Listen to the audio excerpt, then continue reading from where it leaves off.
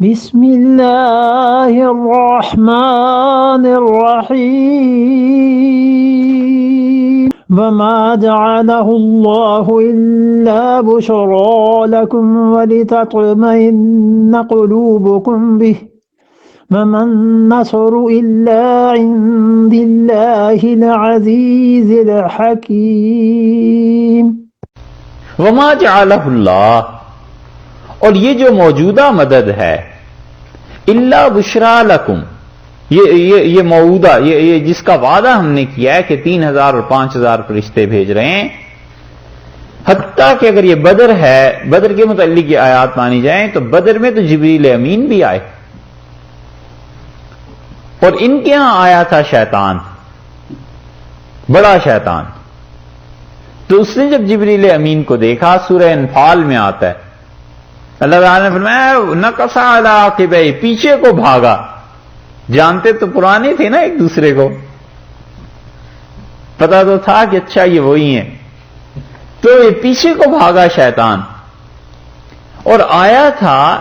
ایک مشرک تھا بہت بڑا سردار، اس کی صورت میں یہ شیطان، تو ابو جہل نے اسے پکڑا، اس نے کہا کدھر بھاگتے ہو، کدھر جا رہے ہو؟ اس نے کہا چھوڑ مجھے، تجھے نہیں پتا جو میں دیکھ رہا ہوں وہ تو نہیں دیکھ سکتا، اور بھاگ۔ قرآن میں آیا، اس نے کہا انی ارا ما لا ترون، میں وہ چیزیں دیکھ رہا ہوں جو تم نہیں دیکھ سکتے۔ یہ تو پرانی یاری دوستی تھی ان سے، یہ تو آج اوپر سے آ گئے ہیں، یہ تو پٹائی ہوگی زبردست۔ سورہ انفال میں اللہ تعالیٰ نے اس کو بیان کیا، تو یہ 3000 اور 5000 فرشتے بدر میں آئے نہیں۔ اللہ نے فرمایا ہے کہ جو مدد کا وعدہ تھا، الا بشرا لکم، یہ تمہارے لیے خوشخبری کی بات ہے بس، وَلِتَطْمَئِنَّ قُلُوبُكُمْ بِهِ، اور تاکہ تمہارے دلوں کو اطمینان ہو جائے اس چیز سے۔ اس سے بڑی بات ثابت ہوتی ہے، اور وہ یہ ہے کہ ایمان اتنا جتنا صحابہ کرام رضی اللہ عنہ کا تھا، اب تو کسی کا ہوتا بھی نہیں ایسا، مگر اس کے باوجود ظاہری اسباب پورے ہوں تو دل کو ذرا اطمینان رہتا ہے کہ سب چیزیں حاصل، اور یہ ایمان کے منافی نہیں، ایمان کے منافی نہیں ہے، ایمان کے اگینسٹ کوئی چیز نہیں۔ حالت کی بات ہے، جب پتا ہو کہ کچھ پیسے گھر میں ہیں،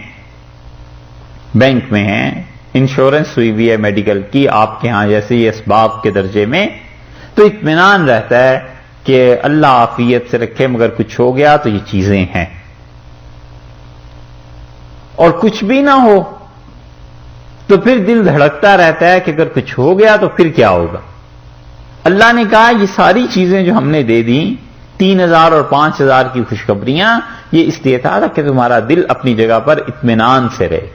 اور یہ وہ چیز ہے جو رسول اللہ صلی اللہ علیہ وسلم کو پیش آئی ہے۔ حضرت عبد الرحمن ابن عوف رضی اللہ عنہ نے عرض کیا کہ اللہ کے رسول اب اپنی بیویوں کے بارے میں پریشان ہیں کہ آپ کے بعد ان کی کفالت کا اور ان کے کھانے پینے کا کیا ہوگا، ہم کس لیے ہیں؟ وہ جو میرا باغ ہے وہ سارا آپ کی بیویوں کے لیے وقف ہے، اور اس سے انہیں پیسے ملتے رہیں گے۔ تو یہ ظاہری اسباب و سامان کرنا کہ دل مطمئن رہے، ہمارے دور میں کر لینا چاہیے تاکہ نماز اطمینان سے پڑھے، ورنہ ہمارا ایمان ایسا ہی ہے کہ نماز میں بھی 10 بار خیال آتا ہے کہ فلاں چیز کا کیا ہوگا، فلاں کا۔ تو اور بعض لوگ جو ان میں بڑی شدت آ جاتی ہے طبیعت میں، وہ کہتے ہیں جی کیا ضرورت ہے ان چیزوں کی، اللہ پہ بھروسہ کرو، یہ بات نہیں،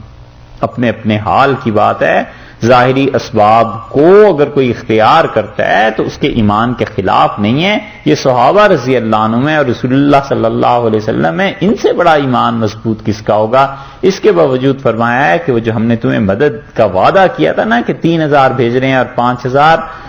یہ خوشخبری کی چیزیں، اور اس لیے کہ تمہارا دل مطمئن ہو جائے۔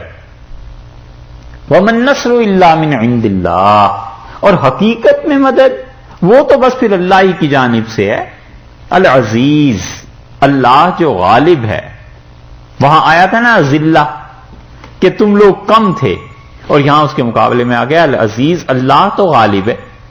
الحکیم، بڑی حکمت والا ہے، اور حکمت کے ساتھ وہ فرشتوں کو نازل کرے گا اگر کرنا ہے، اس کے ہر کام میں حکمت ہے۔ اور یہ اس لیے ہوا ہے، اللہ کی مدد